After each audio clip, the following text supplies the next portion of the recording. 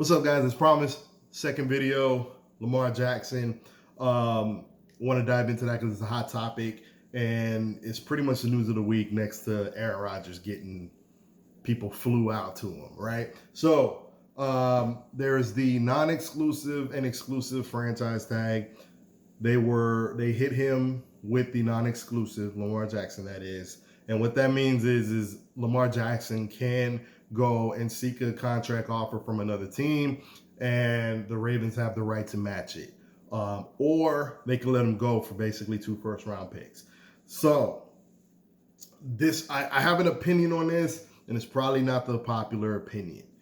First, let me preface all of that by saying I think Lamar Jackson is that deal. I think he's an outstanding player. I think, and I'm usually very pro player. I'm very pro, like, get your money, right? Because I've always kind of viewed it from the standpoint of, if that were me, like, I'd want everything I'm worth. So I tend to side with the players, especially when you got billionaires that run a league that has a salary cap that basically caps how much the players can get, and these guys are getting millions while owners are getting billions, right? With that being said, the salary cap still does exist, and I think as a result of that, we have to look at the reality of the situation. Deshaun Watson got $230 million fully guaranteed, and while as a player, I'm thrilled about that if I were a player.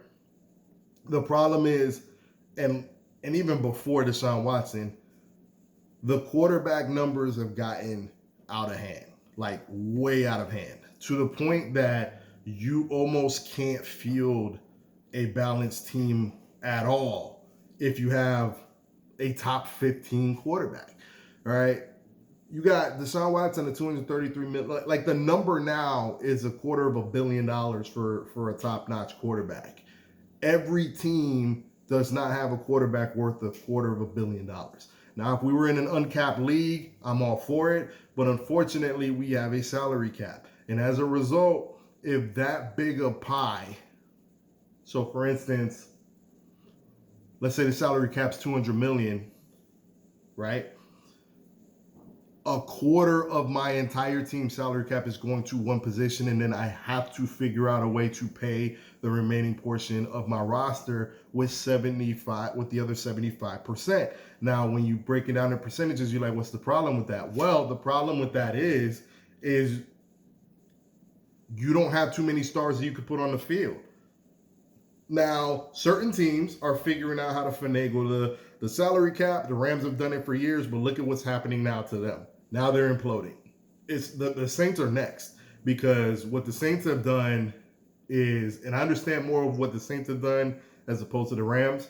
What the Saints have done is they've signed certain players, and then they signed them to kind of funny money deals where, like, case in point, I think Taysom Hill's making $100 million, but it's over like a long period of time. And what they do is they keep adding years to his contract and giving him signing bonus to lower his cap number. But what's happening is he's basically guaranteed the security that they can't cut him without a huge dead cap hit, right?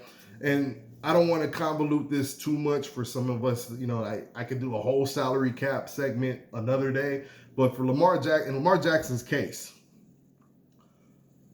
I just think the Ravens did the prudent thing, and it was a good business move. This is one where I have to side with the owner, GM, and whatnot. Why is that? So the reason this one is triggering is because Lamar Jackson represents what a lot of people feel like when it comes to the plight of the black quarterback. So you have Lamar Jackson, who is a black quarterback, of course, and he does something a lot of people can't do, which is basically he wills games with his athleticism, right? And now we're trending towards, a more athletic league, but Lamar Jackson is pretty much the standard in terms of athleticism at the quarterback position. We're talking about a guy that's rushing, that's in the top 5 in rushing each and every year from the quarterback position. So here's the problem. As I've stated previously before, running backs are a depreciating asset. If they don't get that second contract, if they don't strike on that second contract, they're probably never going to do it, because by 28, 29, 30 years old, teams are not trying to pay them. Why? Well, Ruben, how does that apply here? Lamar Jackson's a quarterback. Well, the problem is Lamar Jackson hasn't thrown for 3,000 yards since his MVP season.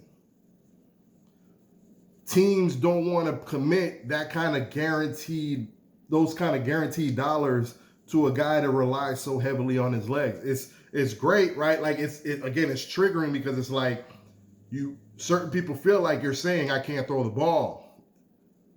Well, the numbers say you can't, right? Now, Lamar Jackson's his own agent, so I'm sure this is insulting to hear. His rebuttal should be, well, you guys aren't providing me enough weapons and yada, yada, yada, which is true, true to a point. But some of the receivers he had, they're not chopped liver. He's had one of the better offensive lines in the league. He has Mark Andrews, who's his Pro Bowl tight end. And does he have a Justin Jefferson? No. But he's asking to get paid like a guy that, like case in point, Patrick Mahomes lost Tyreek Hill. They just won a Super Bowl. You see what I'm saying? So I'm sure that's what owners are pointing to. Lamar Jackson's MVP season was 3,000 yards, 36 touchdowns tossed. That was a great year. And then you factor in what was his rushing numbers? 1,200 yards, right? But then his numbers have dipped from a passing perspective ever since. The next season, it was 2,700 yards, 26 touchdowns, and then his interceptions rose to 9. The next season was 2,800 yards, 16 touchdowns, 13 picks. You see where this is going? So I'm sure they want to pay the guy. And if the numbers are correct, if it's 133, because that's what they're throwing out on like First Take and whatnot, 133 million guaranteed, that's insulting. He shouldn't accept that. But if it's getting to 180, and I'm pretty positive his number in his head is at least 200 million. I don't know if he's worth 200 million. If they offered him 180, he should have took it. Well, now that Kyler Murray's making 190, I would make them match the 190. But truth be told, I don't think Kyler Murray's worth his contract. And this is where I think it's gotten out of hand. Now, personally, if it were me at the next CBA, and I think this is something that's going to come up, the quarterback numbers have gotten so out of hand, and then the Deshaun Watson deal was such an albatross of a contract that the next CBA, they're going to talk about how to get control of these numbers. Now, how would you do that? In my personal opinion, is just something I thought about. I would probably try to slot the quarterback numbers the way they do NFL players in the draft. And what I mean by that is, all right, so if you want $250 million, right, you have to have done some shit in the playoffs. That's what I would do. I'm not saying this is what they would do, but this is just my personal suggestion. If the top number is $250 million, a la Patrick Mahomes, right? Well, you have to get to the Super Bowl to get there, or you have to achieve certain things. You have to hit MVP, get to a Super Bowl, or whatever. 200 million for a championship game, AFC, NFC. We're not even gonna go over 150 if you haven't won a playoff game or got into the second round of the playoffs. Do you see what I'm saying? So I think they should do something like that. That would fix the problems, because at this point we're heading to 300 million for a quarterback, and it's setting teams back, and it's messing the product up on the field from an NFL perspective, in my opinion, because the Rams are going to probably be bad for a decade. And they're going to be followed suit by the Saints, like I just said, and unless they really get lucky late in the draft. Lamar Jackson, I love the kid. He's not worth 200 million, not for a depreciating asset like that. He has to be able to throw the ball better. You have to get me more than 3,000 yards. Let me tell you right now, 3,000 yards is not a lot. We're in a league where guys are habitually throwing for 5 now. The number now for that guy had a good season is 5,000. 4,000 is, okay, that's acceptable. 5,000 is exceptional. But 3,000, that should be the baseline for a starting quarterback. And Lamar Jackson's not hitting it. Now, I know he's supplementing that with the rushing, but they're not paying you to run the ball. They're paying you, and if you run the ball that much, you better win, and he's not winning enough. So you're not giving me the wins, you're a depreciating asset, and you're not improving in the very statistics I need to hand you this money. I think they're on the way to a divorce, which is pretty much imminent any day now. I do think some team is going to give them the money. But if the stats are not lying here, I don't see a scenario where Lamar Jackson gets his money and wins the Super Bowl.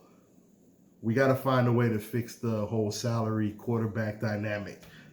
That's just my thoughts. Let me know what y'all think. Remember to like, subscribe, and definitely hit the link down below for more videos. Peace.